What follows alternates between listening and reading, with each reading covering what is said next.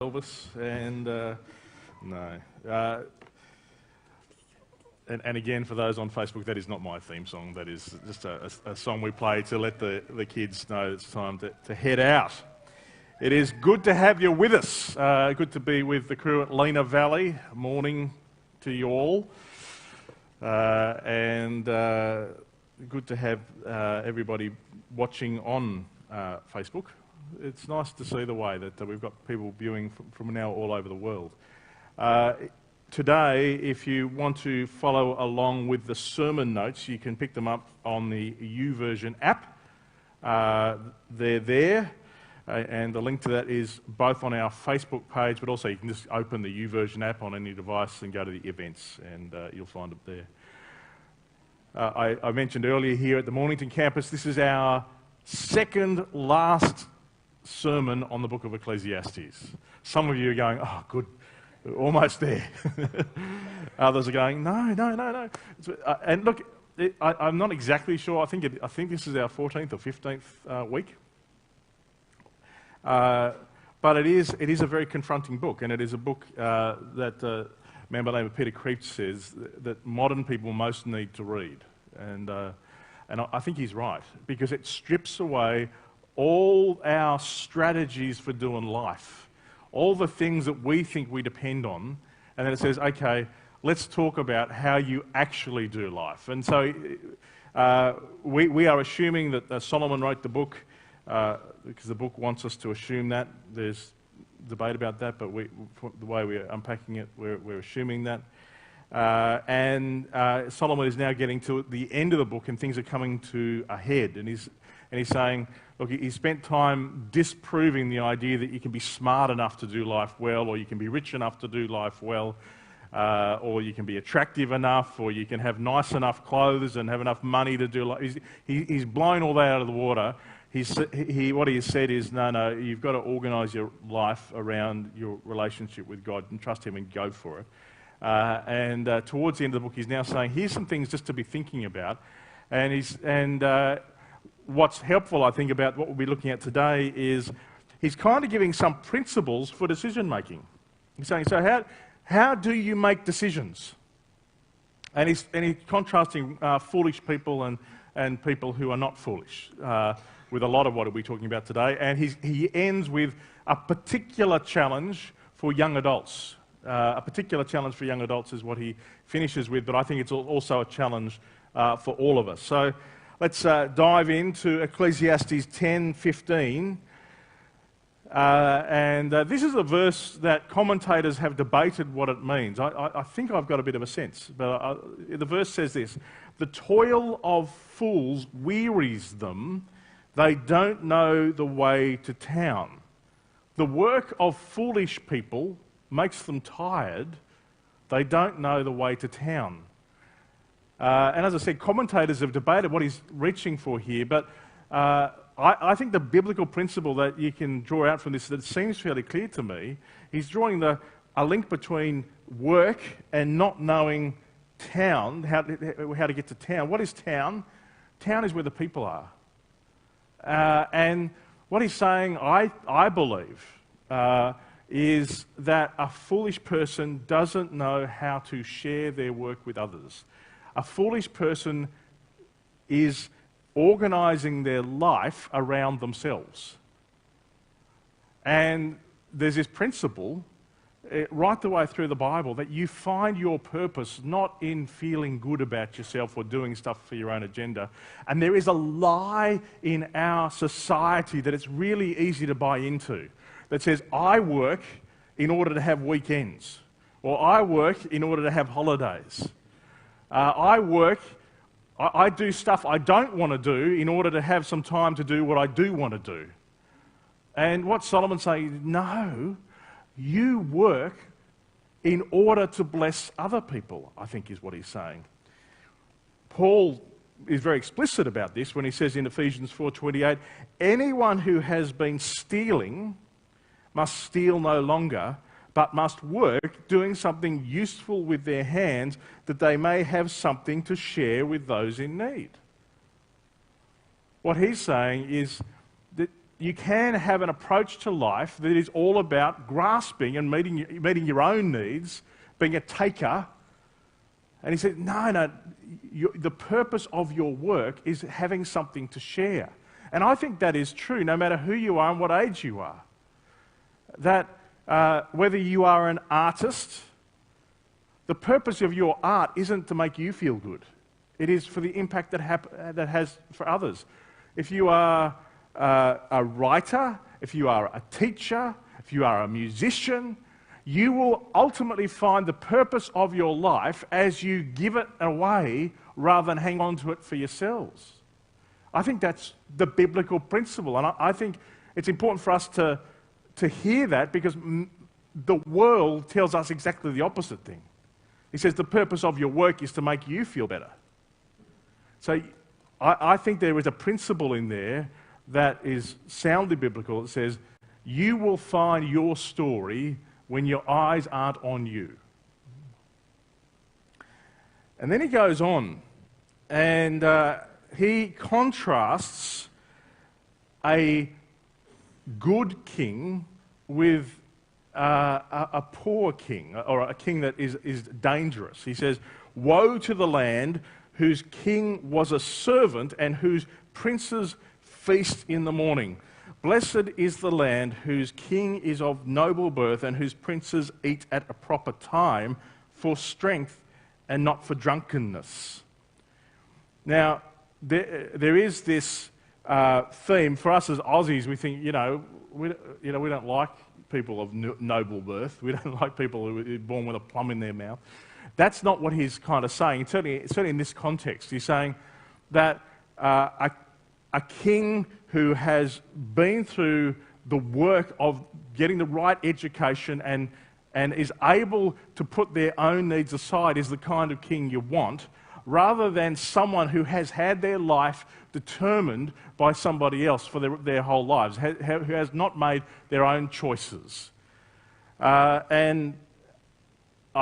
is this principle here that, again, is dramatically countercultural. Because our culture says your task is to feel good. You are successful when you can feel good.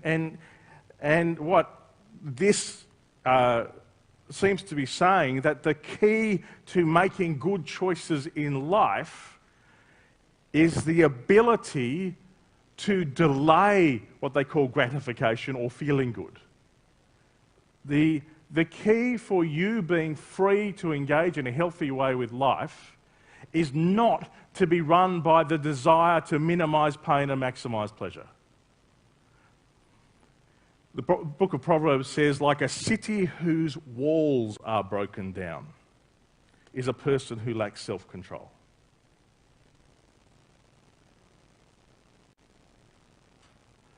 This is not a popular thing to be saying, but it is a thing that's communicated right the way through the whole Bible, and it is something we all know. We just tend to forget it from time to time. That ultimately a healthy life comes from the ability to say no to your own desires in order to achieve more than just the gratification of your own needs. It's interesting, the Apostle Paul says that when the Holy Spirit is at work, what people will see in your behaviour isn't necessarily somebody just feeling happy all the time, or able to sing songs or clap their hands or speak in tongues. What the Holy Spirit, when the Holy Spirit is at work, you will be a loving person, Galatians tells us. You will be an agent of peace. You will be patient. You will forbear with someone. It's interesting, the word forbearance in the NIV is often translated also patience. That's almost the opposite of feeling good, isn't it? Kindness, goodness, faithfulness, gentleness, and Paul finishes with self-control.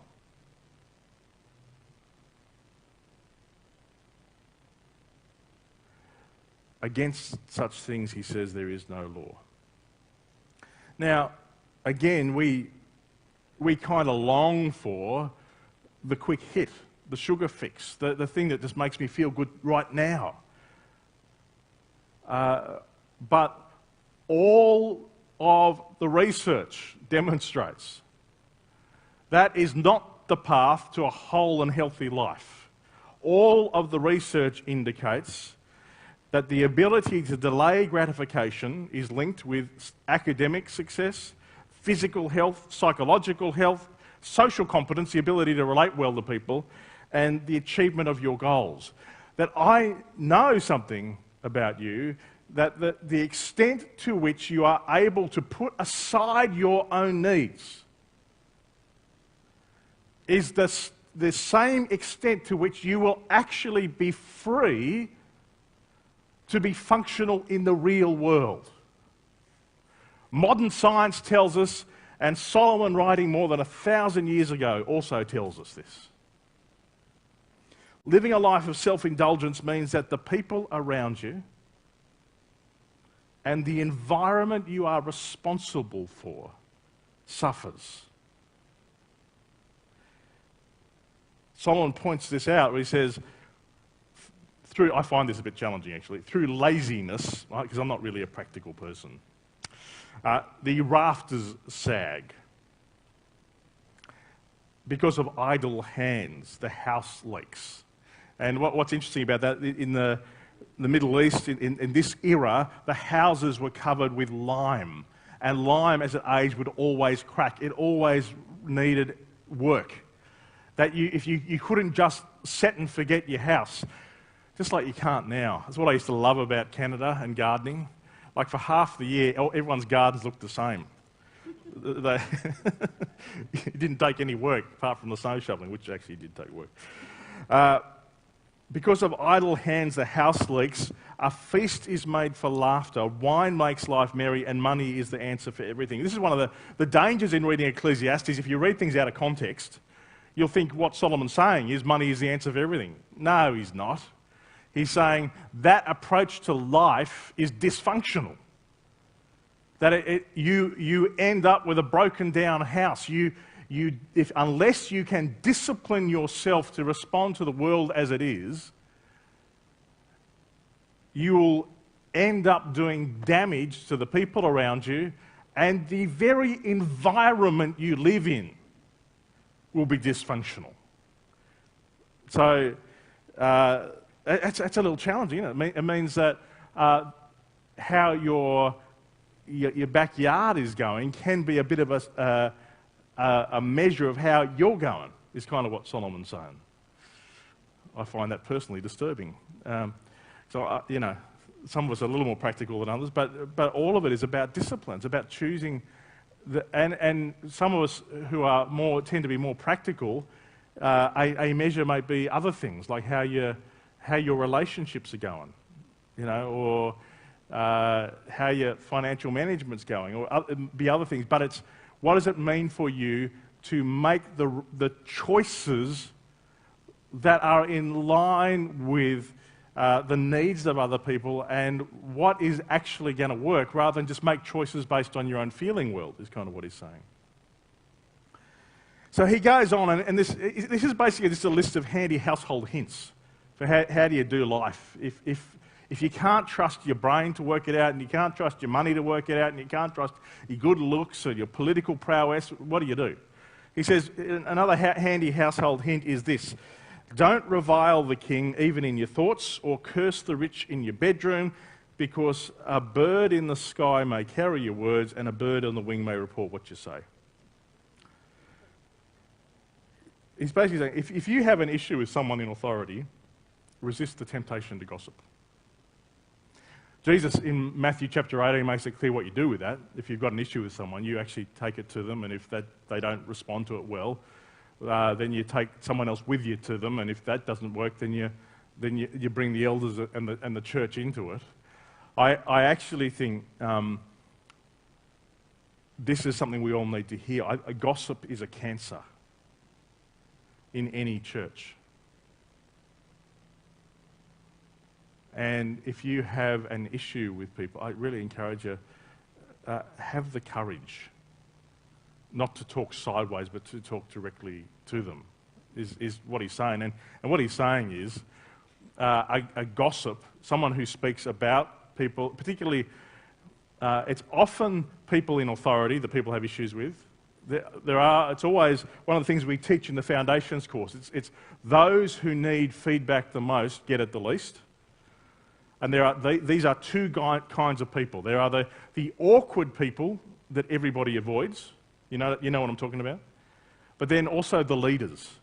It takes a particular kind of courage to speak truth to power, to speak truth to someone who can influence your future. And Jesus models what that means for us.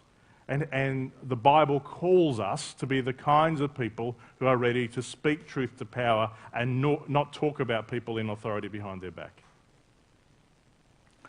So then Solomon moves. Now we're into chapter 11, the second last chapter. And he says, ship your grain across the sea. In other translations it says, spread your bread upon the waters. You may have heard that's more of a poetic way of putting it. After many days you may receive a return. Invest in 7 ventures, yes, in 8. You do not know what disaster may come upon the land.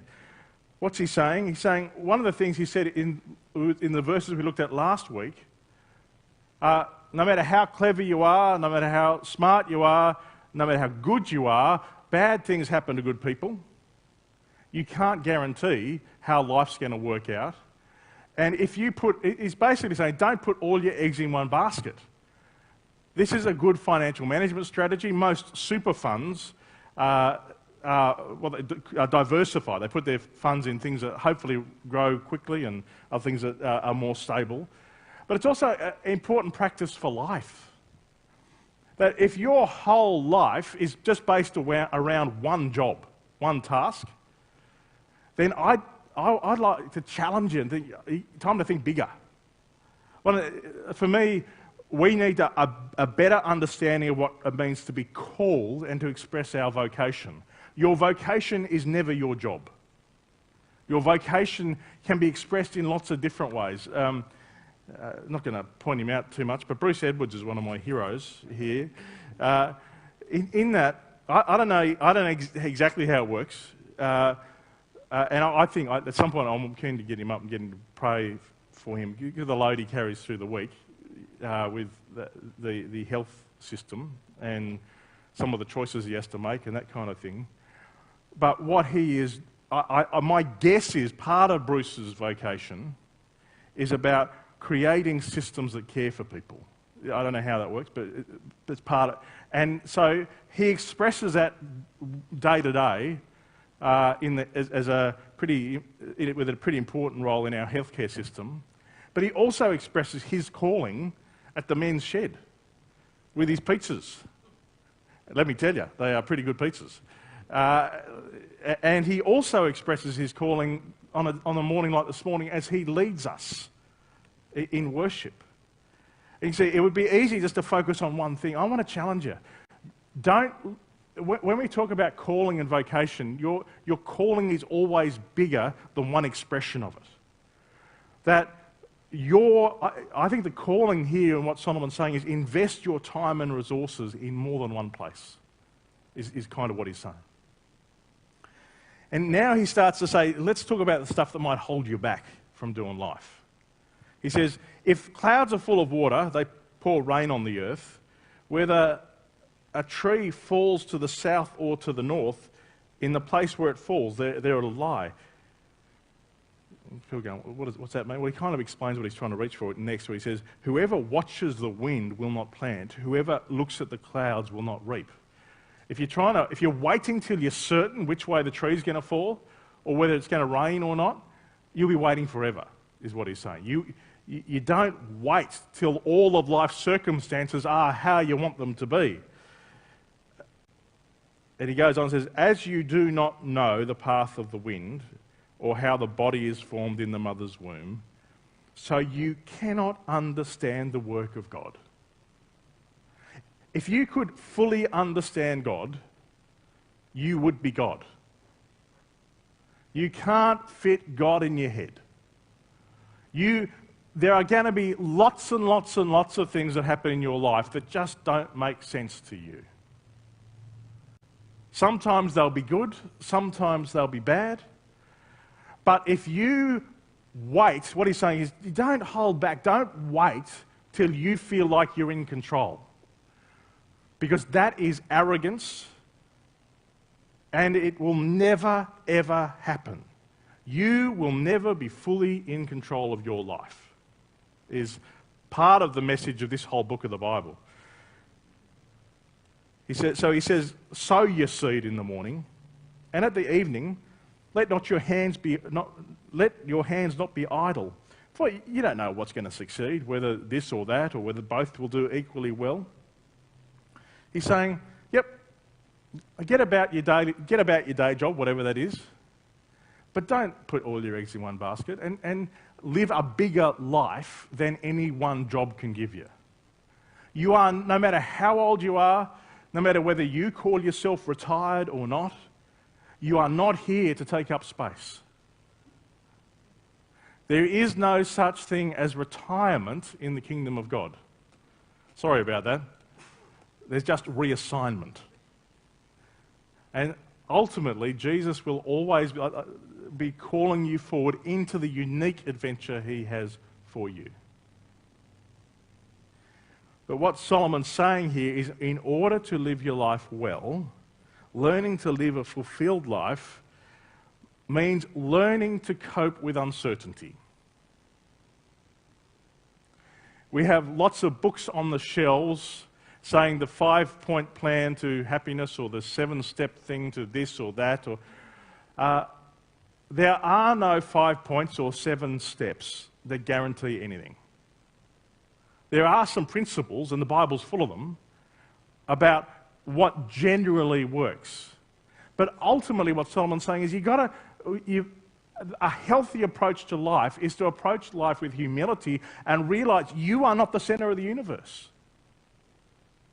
Sometimes bad things will happen, no matter how much you love Jesus. Sometimes good things will happen, completely irrespective of whether you've been good or not. He now goes on, and he's starting to, and young adults, it's important for you to be now particularly paying attention, but for all of us, I think he's now starting to say, he's starting to draw the book to a conclusion. Next week, or the week after next, as we finish Ecclesiastes, we will look at specific advice he has for older people. But now he's talking specifically to younger people. But I think it's the principles he's drawing out are true for all of us. He's saying in verse 11, chapter 11, verse 7, light is sweet, and it pleases the eye to see the sun. Some of the most beautiful things I've ever seen are spectacular sunsets, and I tend to see fewer, but I've seen a few sunrises. It's a bit easier in Tassie in winter to see the odd sunrise, but sometimes you just look and go, wow, God, light is sweet. Like the way, and it is true that so much of what we perceive as beauty is how light works. In colours and the way it's reflected, and good artists know how light, interacts with their works of art. Light is sweet, and it pleases the eye to see the sun. And this is, I don't know if you're picking up, this is a theme through the whole book of the Bible. However many years anyone may live, let them enjoy them all. This is a message that Solomon's got for you, saying, don't spend your life wishing you were going to get there, wherever there is, in order to be able to enjoy your life. Enjoy your life now, is what he's saying. Enjoy this moment. Because you're not going to get to a place where everything is resolved and everything works exactly how your ego wants it to work. Today is a gift, he's saying. Enjoy the gift of today. And then he goes on to say, but Let them remember the days of darkness, because there are going to be many. Everything to come.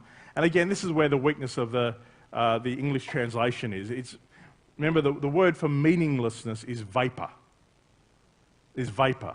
Everything to come is vapor. And what he's saying is, we don't, ultimately, we have a certain number of days on this earth. And of course, Solomon is writing before the New Testament, before we get a clearer picture of what comes next. But even for those of us who kind of know what comes next, we don't fully know what comes next. And it's very clear like the Apostle Paul says, there is a foundation laid, which is Jesus Christ, but you get to build on that foundation with wood, hay and straw, or gold, silver and precious stones. What you do in this life matters. It's not, the Apostle Paul makes it clear, it's not all going to be burnt up and turned away. That somehow, he says, in that passage in Corinthians, some people are going to get to heaven just with, it's almost like in the Greek, it's like singed eyebrows, with nothing but Jesus.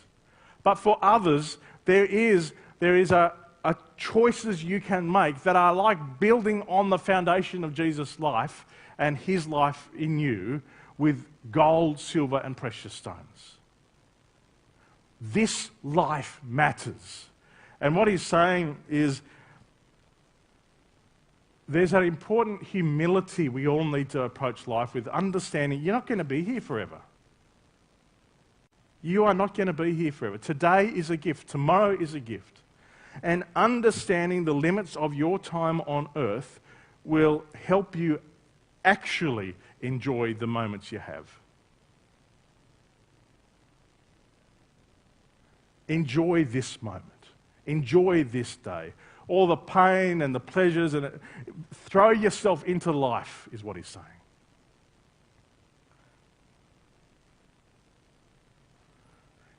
And now he specifically talks to young adults. He says, you who are young, be happy while you're young, and let your heart give you joy in the days of your youth. Follow the ways of your heart and whatever your eyes see, but know that all these things still matter. It's not just about doing what feels good. Ultimately, God is going to hold you accountable for your choices. But he's saying, don't hold back. Go at life full tilt. Don't let your fears hold you back. Throw yourself into life, is what he's saying. You get one shot at it, of this time on earth. You don't get a redo. So throw yourself into it. I love it. I have to work a Bono quote in, because I haven't got there yet, so here it is. He was reflecting on his time as a teenager. And because they started, I love the band U2, if you actually haven't picked it up.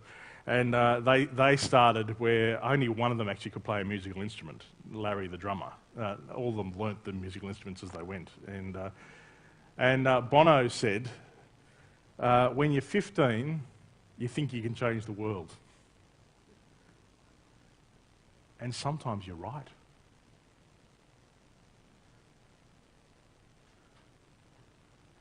You look through the Bible at the number of times God used teenagers or young adults to change the world.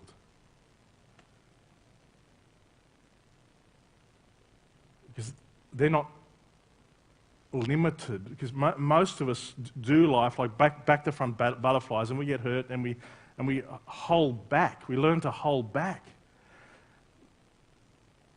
But when a community is doing well, it creates space for its young people to fly and not to hold back, not to know that they can't change the world, because sometimes they actually will. And for those of us who are older, that is our task. Our task is to create a platform for our young people so they can fly, not to put restrictions on them and hold them back. But young people, you need to understand, as Solomon is saying, and for our young adults, it's not all about self-indulgence. Reading the rest of the book will tell you that. God does hold you to account for what you do while you're young.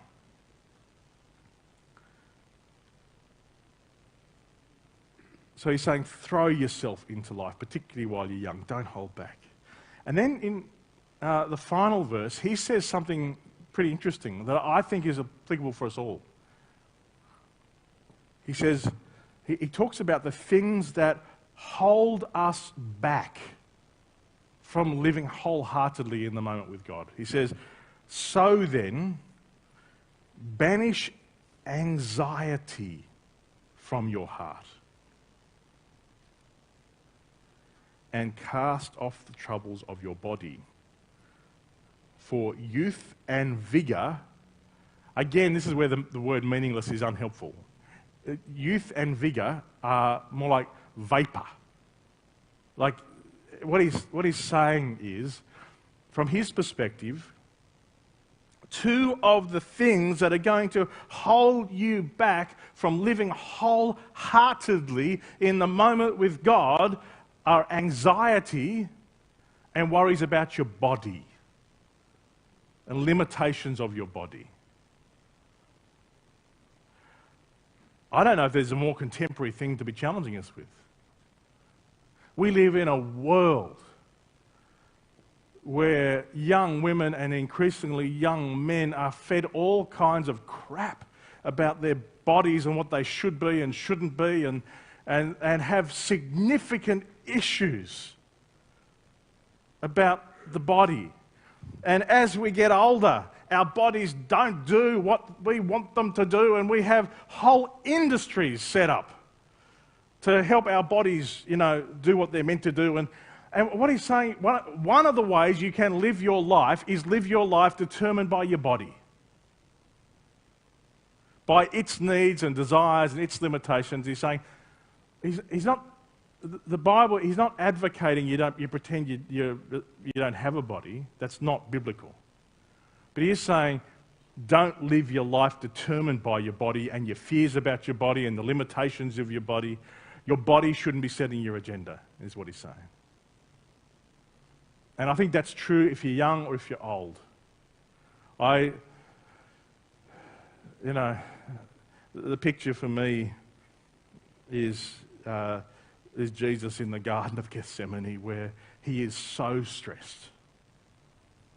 He's absolutely exhausted. And he's sweating blood. And he has his body is close to giving up. And he's saying to God, I don't want to do this. Please can there be a way out? Yet not my will, but yours be done. His body doesn't set the agenda for him. Ultimately, your body will give up. Your body will wear out. When we have found ways now of getting helpful spare parts, you can get a replacement hip or a replacement knee, but ultimately your body will give up. But your body shouldn't be the decision-making apparatus for your life, is what he's saying. But the other thing he talks about, and I think this is, I don't know if there is a more contemporary challenge to us, where he says, anxiety, your fears shouldn't be setting your agenda. We live in a moment where people's levels of anxiety are just going through the roof, where our mental health is really at risk. And it's understandable, because I think the very things that Solomon does in the book of Ecclesiastes have been done for us by the world. As he strips away all our pretenses or strategies for how life is going to work, our world has stripped all our pretenses about, capitalism is the answer for the world, money's going to fix things, or, religion's going to fix things, or education's going to fix things. All these things, these myths we thought were going to sort things out, these things we trusted have been stripped away, and many of us live our lives quietly desperate, quietly anxious. And anxiety is a real thing because we don't know how things are going to turn out. And we live our life kind of holding back out of fear. My dad used to say, and I keep meaning to check this out, but there's at least this one. He used to say that depending on which translation you use, I think he used the Authorized, there are 366 fear nots in the Bible.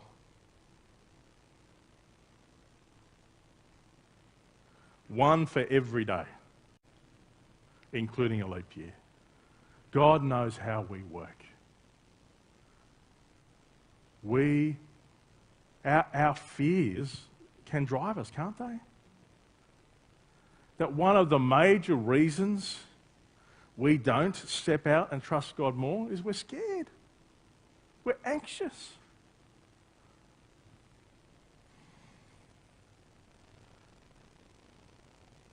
Peter says in 1 Peter 5, 6 and 7, humble yourselves. And I think this is the central message of the book of Ecclesiastes. It's humble yourself. Don't get a right view of yourself in the face of God, the God of the universe. Humble yourselves, therefore, under God's mighty hand, that he may lift you up in due time. And let's listen to this. Cast all your anxiety on him.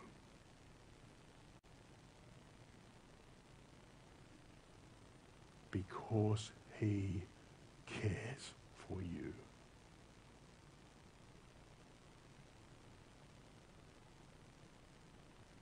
Solomon tells us not to let our anxiety run the show. The Apostle Peter tells us to put our anxiety where it belongs.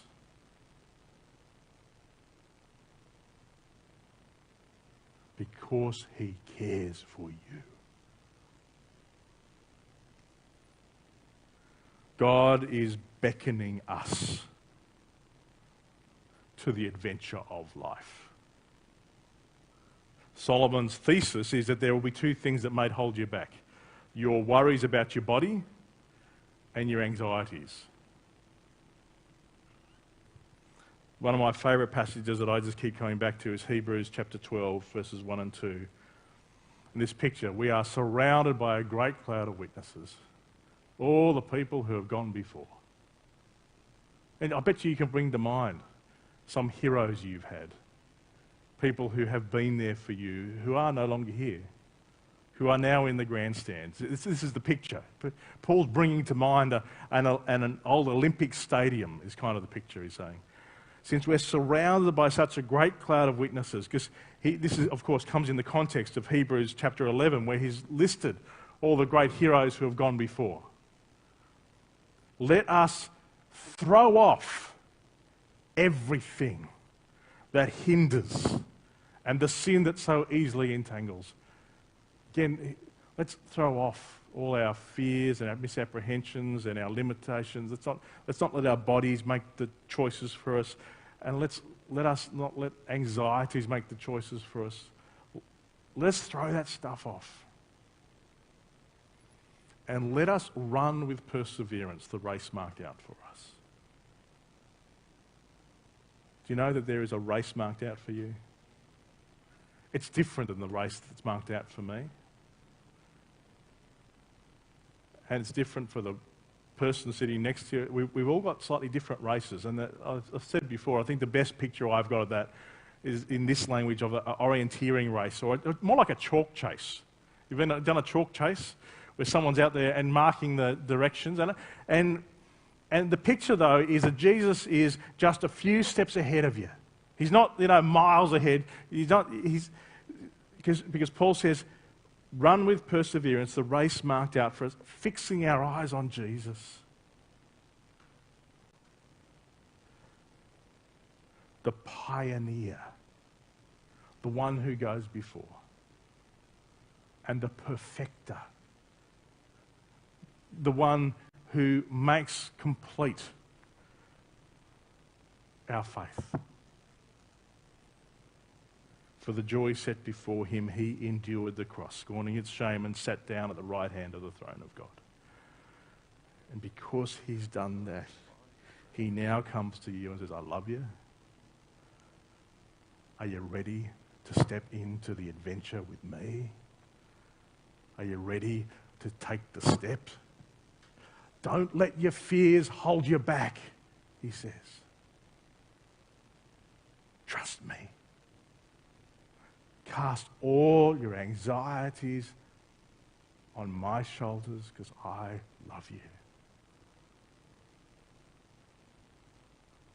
Solomon calls us to live wholeheartedly in the moment. The only way that is possible. If we can trust that God has got us. If we can truly let go of the steering wheel and say, Jesus, over to you. I trust you with my life. This is the central question of our faith. And every moment of every day, the question will be, okay, God, who's in control here? Have I got the steering wheel or have you? Am I going to be run by my body and my anxieties? Or, Jesus, am I going to be keeping my eyes fixed on you and following you? Let's pray. Jesus, we are just so grateful that you don't call us to have all the answers, but that you go before us, calling us forward into the adventure of life. Jesus, we want to increasingly be free to not worry about tomorrow, but to be in this moment with you. Can you keep shaping us as a church family of people who are following hard after you, and because we're following hard after you, we're becoming freer and freer and freer to be the people you call us to be. We acknowledge we can't do it on our own, and we don't want to.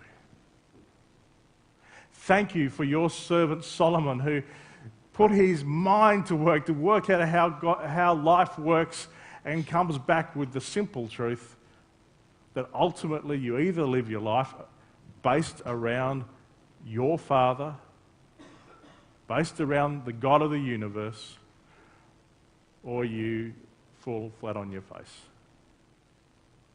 Jesus, thank you because of what you've done. The God of the universe now calls us sons and daughters. And you call us brothers and sisters. And you invite us into the adventure with you. Help us be willing to take your hand, we pray. And let you lead us on the next steps you have for us. In your name, amen.